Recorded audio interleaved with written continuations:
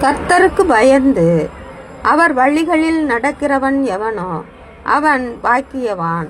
உன் கைகளின் பிரயாசத்தை நீ சாப்பிடுவாய், உனக்கு பாக்கியமும் நன்மையும் உண்டாயிருக்கும்.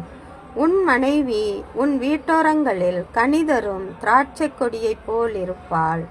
உன் பிள்ளைகள் உன் பந்தியைச் சுற்றிலும் ஒலிவமரக் கன்றுகளைப் போல் இருப்பார்கள். இதோ, கர்த்தருக்கு பயப்படுகிற மனுஷன் இவ்விதமாய் ஆசீர்வதிக்கப்படுவான். கர்த்தர் சீயோனிலிருந்து உன்னை ஆசீர்வதிப்பார். நீ ஜீவனுள்ள நாளெல்லாம் எருசலேமின் வாழ்வைக் காண்பாய்.